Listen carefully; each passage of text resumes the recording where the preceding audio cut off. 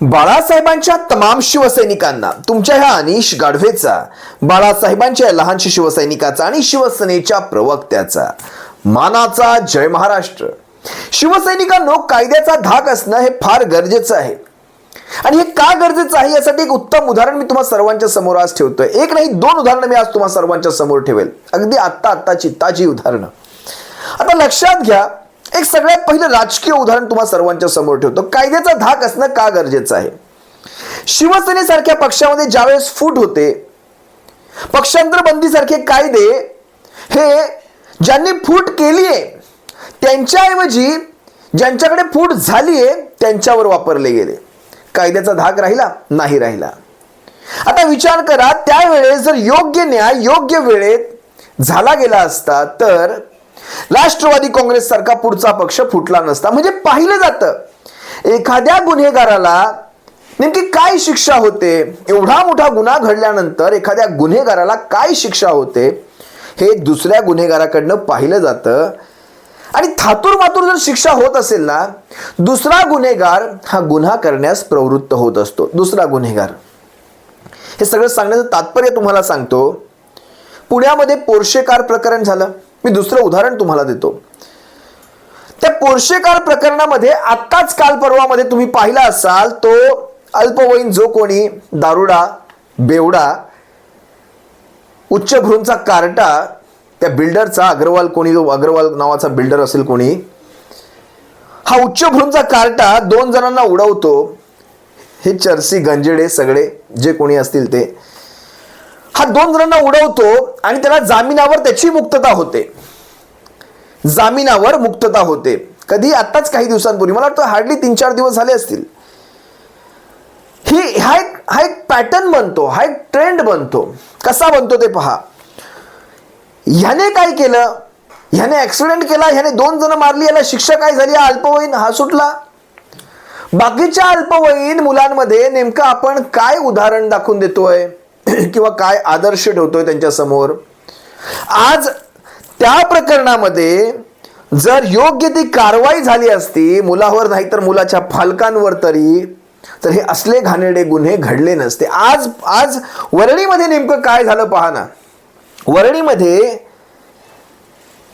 एक कुटुंब, नवरा बायको असतील, वयस्कर असतील, आपल्या ऍक्टिवाने मासळी विकत घेऊन, मासळी विकण्याचा त्यांचा धंदा, कोळी बांधवते, त्यांचं आडनाव नाखुआ. आता नाखुआ आडनाव म्हटलं तर कोळी, आमचे आगरी कोळी बांधव मासळी घेऊन आपल्या घरी जात होते. वरळी कोळीवाड्यातली हे दोघेही नवरा बायको, आणि त्यांना 2 मुलं आहेत, लहान मुलं आहेत त्यांना. आता विचार करा, त्या मागून येणाऱ्या BMWने इतक्या जोरात धडक दिली.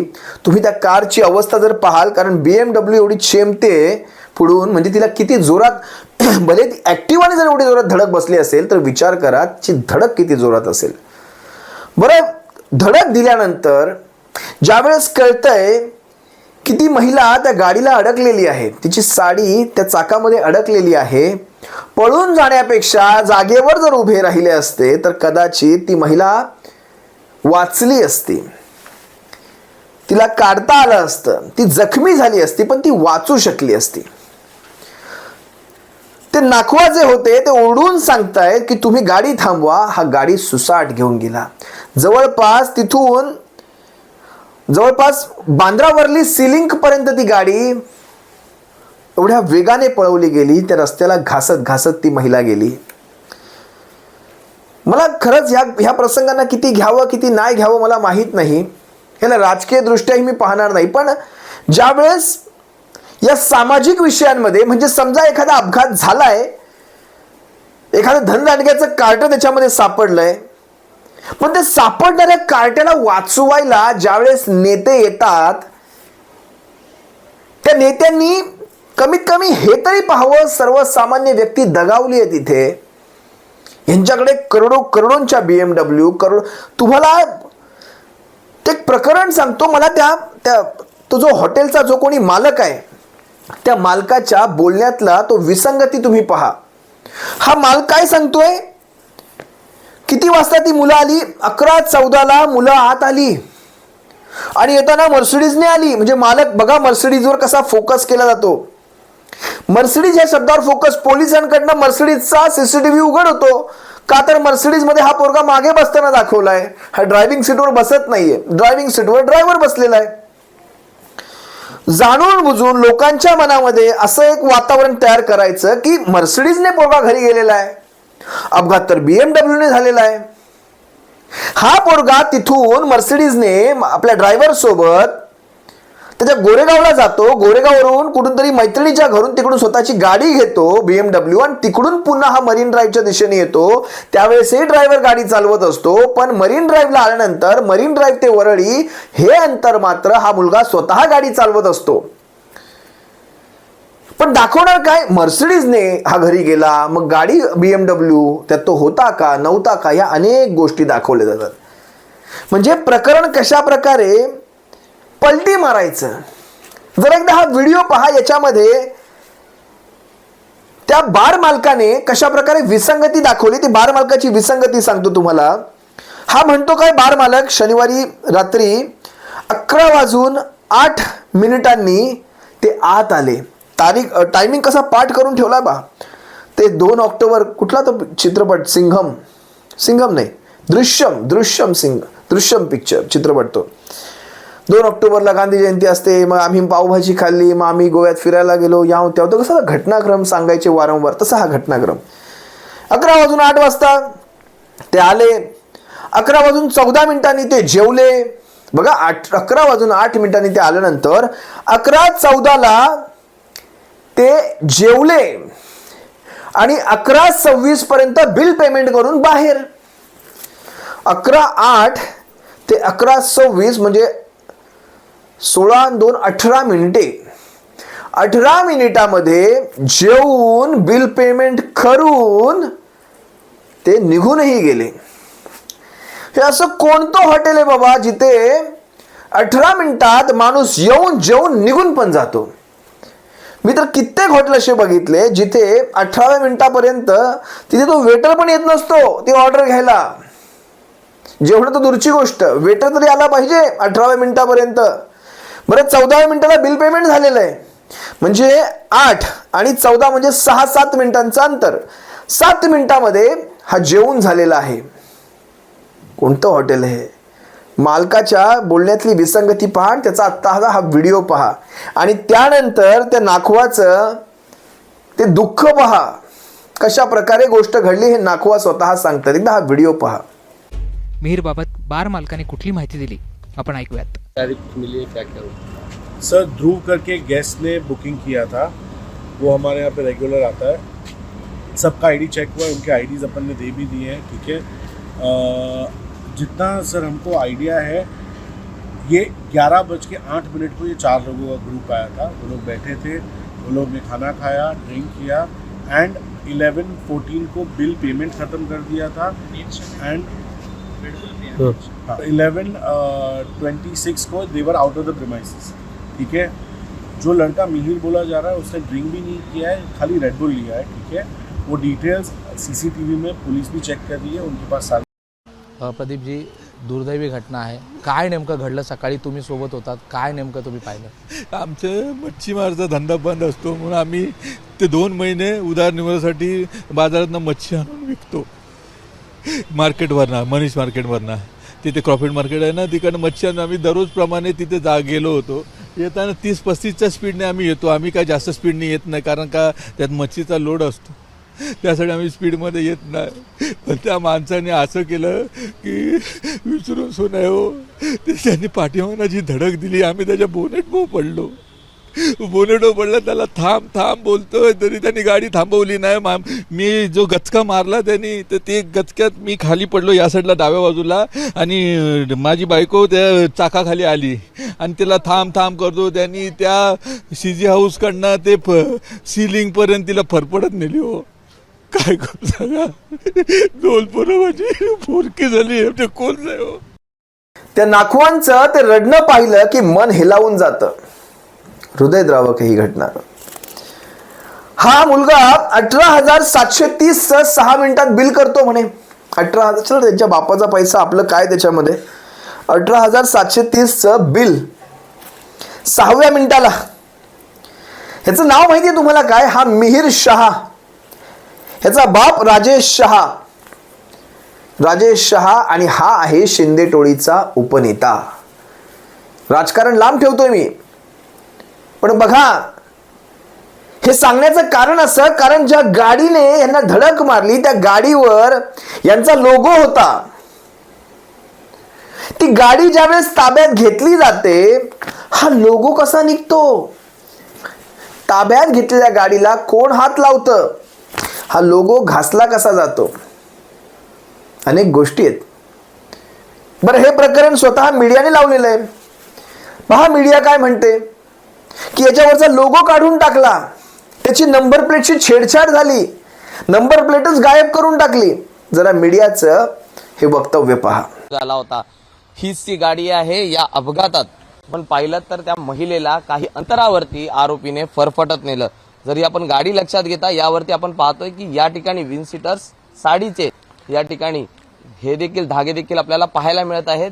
बरोबर कुठल्या तरी पक्षाचा सिम्बॉल देखील या ठिकाणी गाडीवरती पाहायला मिळतोय, जो या ठिकाणी खोडण्याचा प्रयत्न देखील झालेला आहे. एकूणच या घटनेनंतर वरळी पोलिसांनी एका संशयिताला ताब्यात घेतला असून त्याची चौकशी देखील आता पोलीस करत आहेत. विशेषतः या गाडीची नंबर प्लेट ही देखील नष्ट करण्याचा प्रयत्न झाल्याचं पाहायला मिळत आहे. मागची नंबर प्लेट ही देखील काढून टाकण्यात आलेली आहे. आज सकाळी एकूणच या घटनेमुळे मुंबईत जर पाहिलं तर खळबळ उडाली. या गाडीवरचा तो लोगो काढणारं नेमकं कोण होतं? ताब्यातल्या गाडीवरचा लोगो खोडायची ती हिम्मत कुणी केली? मी म्हणतो ना, राजकारण आम्हाला आणायचं नाही, पण मग राजकीय पदांचा वापर करून, आपल्या कॉन्टॅक्टचा वापर करून जर ह्या अशा छेडाछाडी होत असतील तर मग राजकारण आणायचं नाही. आणि त्यापुढची अतिशय महत्वाची गोष्ट सांगतो. मगाशी तो मालक म्हणत होता 11 वाजून किती मिनिटांनी, 14 मिनिटांनी वगैरे काहीतरी ते आले, 11 वाजून 26 मिनिटांनी ते गेले. त्यांच्या बिलावर, ते बिल त्यांचं जे आहे ना 18,736 रुपयांचं 6 मिनिटांचं बिल, त्या बिलावर टायमिंग 1 वाजून 14 मिनिटांचं आहे. हे कसं काय बुवा? 3rd डिग्री दिली पाहिजे. 3rd डिग्री आपोआप बोलते होतील. 3rd डिग्री दिली पाहिजे. जर हा गाडी चालवत नव्हता ना, विचार करा ना, हा गाडी जर चालवत नव्हता हा पळून का गेला? हा फरफटत नेऊन ती गाडी घरी नेली आणि हा वॉन्टेड, हा पळून का गेला? हा जर गाडी चालवत नव्हता तर, ड्रायव्हर गाडी चालवत होता तर मग हा पळून का गेला? सोप्या गोष्टी आहेत तो. या सगळ्या गोष्टींवर खरं तर मला म्हणायचं नाही, मी काय इथे CID नाही किंवा मी काय इथे एखादा एजंट नाही, डिटेक्टिव्ह वगैरे, ते नमुने तापासणारा वगैरे. पण एक साधी गोष्ट आहे, हा शिंदे टोळीचा जो कोणी उपनेता आहे, हा शहा नावाचा, राजेश शहा नावाचा, याचं काहीतरी वाळूचे बिझनेस आहेत काहीतरी, ऐकून आहे मी, जे काही असेल ते. महत्वाची माणसं आहेत बाबा ह्यांची. सर्वसामान्य किती महत्वाचे असतील हे मला माहित नाही. हे कोण बोलतोय? स्वतः नाखवा म्हणतायत. आम्ही खूप साधी माणसं, आमचं कोण ऐकणार? यांच्या गाडीवरचे लोगो काढून, लोगो घासून घेतले. स्वतः नाखवा काय म्हणाले एकदा पहा. तुम्ही सांगा, आज ते मोठी लोक आहेत, त्या मोठ्या लोकांच्या पाठीमागे सगळी दुनिया आहे. सांगा, गरिबांकडे कोण आहे सांगा? आता तुम्ही सांगा, त्यांनी त्याचे स्टिकर खोललं पक्षाचं, बघा जाऊन तिकडे, आणि ते काच बघा, त्या काचेला तुम्ही परमिशन देता. सर्वसामान्याच्या कारण सिग्नलवर साधं झेब्रा क्रॉसिंग जरी केलं तरी वाहतूक विभाग दंड वसुलीसाठी HD क्वालिटीचा फोटो जनरेट करतं. पण या अपघातामध्ये CCTVच्या आधारे गाडी कोण चालवत होतं या प्रश्नावर पोलीस बोलायला तयार नाहीत. विशेष म्हणजे बारमधून बाहेर पडताना आरोपीनं जी वेगळी गाडी वापरली, ज्या फुटेजमध्ये ड्रायव्हरच्याच हाती गाडी आहे, ते CCTV फुटेज जारी केलं गेलं. मात्र जे आरोप मृत महिलेच्या पतीनं केले त्याची पुष्टी होईल असं कोणतंही फुटेज बाहेर आलं नाही. गाड़ी कौन चला रहा था? सीसीटीवी से फुटेज आपने अब तक, जैसा कि मैंने बताया, अभी सीसीटीवी फुटेज प्राप्त करने की और बाकी सभी कोशिश अपनी तरफ से चालू है. सर कितने किलोमीटर जानकारी मिली कि 3 किलोमीटर तक घसीटा गया? इसके बारे में सीसीटीवी फुटेज हम इकट्ठा कर रहे हैं और इन्वेस्टिगेशन में सारी डिटेल सामने आएगी. नाखवा म्हणतायत, आम्हा सर्वसामान्यांना न्याय मिळणार आहे का? माझ्या बायकोला माझ्या समोरून फरफटत नेलं गेलं. कसं झालं असेल विचार करा तुम्ही. रस्ते ते टणक रस्ते, सिमेंट कॉन्क्रीटचे जे टणक रस्ते, त्या रस्त्यांवरून घासत घासत त्यांची साडी अडकली होती चाकामध्ये, घासत घासत नेलं गेलं. हे मनुष्य असतील? हे जनावरं, हे जनावरं. हा शहा जो कोणी आहे तो, तिकडचा अग्रवाल जो कोणी आहे तो, ही जनावरं, मनुष्य रूपातली ही जनावरं. आमच्या त्या नाखुवाला त्याच्या मुलांच्या आयुष्याचं भविष्यात कसं होईल, काय होईल मला माहीत नाही. पण ह्याला सगळ्यांना राजकारण विरहित जाऊन त्याच्या बाबतीत एक योग्य न्याय झाला पाहिजे. हा कुठल्या टोळीचा, हा गटाचा, तटाचा, हे नंतर, हे चालू राहील. माज आलेत सध्या सगळ्यांच्यामध्ये, एक माज दिसून येतो, मगरुरी दिसून येते, सत्तांची, पदांची. धुंद अवस्थेतली ही माणसं आहेत, धुंद. असो, तुर्तास तुम्हा सर्वांची रजा घेतो. हे 3rd डिग्री द्या, बोलते करा ह्यांना. हे 11 वाजून 14 मिनिटाचे टायमिंग, 1 वाजून 14 मिनिटाचं बिल, हे नेमके काय प्रकार आहेत? 3rd डिग्री द्या, बोलतं करा ह्यांना. असो, तुर्तास तुम्हा सर्वांची रजा घेतो. सप्रेम जय महाराष्ट्र. बाळासाहेबांच्या शिवसैनिकांनी काळजी घ्या. जय महाराष्ट्र.